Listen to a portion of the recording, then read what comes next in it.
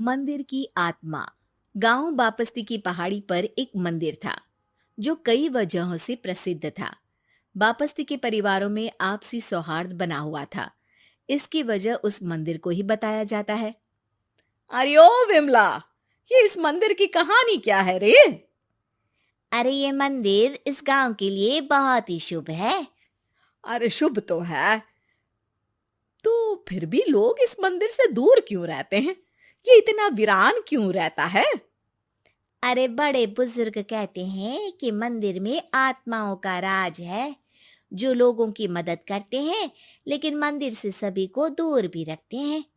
अरे ये कैसी आत्माएं हैं जो लोगों की मदद भी करते हैं और लोगों को मंदिर से दूर भी रखते हैं? अरे यही चलता आया है यहाँ पर, इसीलिए कोई कुछ बोलता नहीं, क्योंकि जिसके घर में कोई भी परेशानी होती है तो बताते हैं कि इस मंदिर से उन्हें मदद मिलती है। अरे वाह, ये तो अच्छी बात है। तभी इस गांव में इतनी खुशहाली दिखती है। तभी बाहर किसी की चीखने चिल्लाने की आवाज आती है।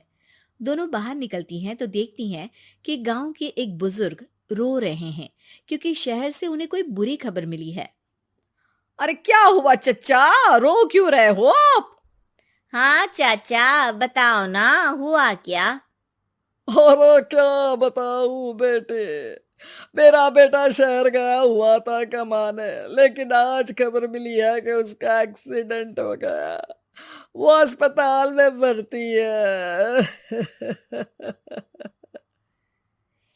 अरे तो इसमें परेशान होने की क्या बात है चाचा, जाओ शहर और बेटे का इलाज करवाओ।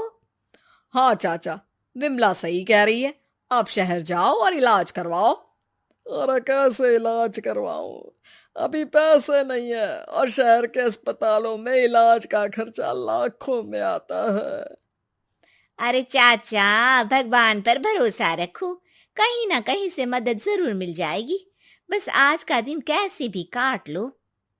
अरे अब तो बेटा थोड़ा समय काटना भी मुश्किल होता जा रहा है।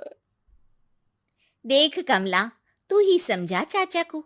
अरे पैसों का कहीं ना कहीं से इंतजाम तो जरूर हो जाएगा। अरे चच्चा, जब विमला कह रही है तो थोड़ा उस पर भी भरोसा रखो। चलो आपको घर छोड़कर आ जाती हूँ। उसके बाद कमला उन बुजुर्ग को लेकर चली जाती है और विमला मंदिर की ओर चली जाती है। विमला मंदिर की सीढ़ियों पर चढ़ते हुए दूर से नजर आती है। उसके बाद वो आंखों से ओझल हो जाती है। उसी रात उस बुजुर्ग के घर के बाहर एक थैला रखा हुआ मिला। बुजुर्ग उस थैले को देखते ही चौंक पड़ा, क्योंकि उसमें 5 लाख रुपए रखे हुए थे। वो बुजुर्ग सुबह दौड़ा दौड़ा गांव के दूसरे बुजुर्गों के पास गया। और मंगल भाई सुनो, मेरे घर के बाहर ये पैसों से भरा बैग रखा हुआ मिला है। अरे किसका है ये भाई? अरे भैया, मुझे क्या पता। तभी उधर से कमला और विमला निकलती हैं।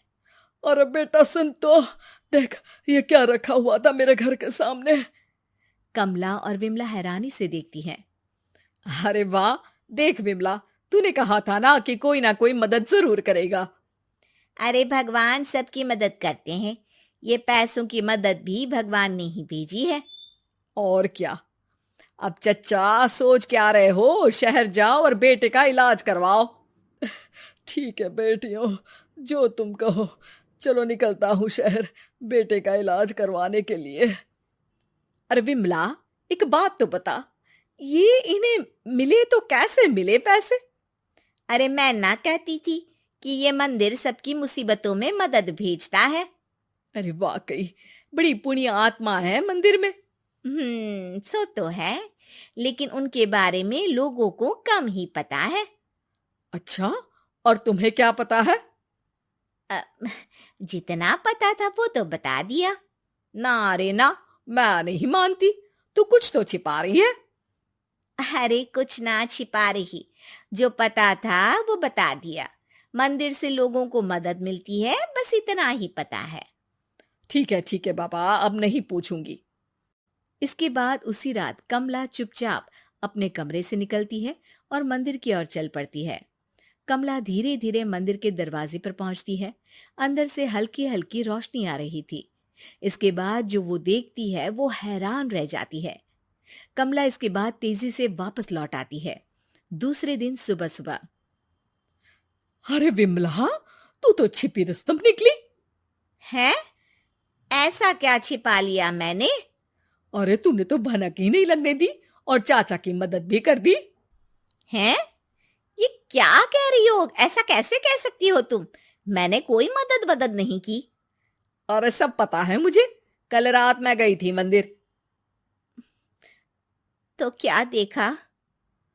अरे तुम्हारा पति और कुछ लोग वहां दिखे। बोरियों में नोट भरे हुए थे और सभी नोट गिनने में लगे हुए थे। तो तुम्हें क्या लगा? वो क्या कर रहे थे? अरे मैं समझ गई कि वो लोग कहीं से डकैती कर पैसे लेकर यहाँ मंदिर के पीछे छिपाते हैं। अब जब तुम जान ही गई हो तो बता देती हूँ, लेकिन ये बात किसी को पता नहीं लगनी चाहिए। मेरे पति डकैती नहीं डालते हैं, बस उन लोगों से पैसे छीनते हैं जिन्होंने गलत तरीके से पैसे बनाए हैं। और फिर लोगों की मदद करते हैं। यही है वो पुण्य आत्माएं जो लोगों को मदद पहुंचाती है। अब समझी? हाँ, अब समझी उन पुण्य आत्माओं का चक्कर। सही है। करते रहो मदद, लेकिन सावधानी से, मेरी तरह कोई और ना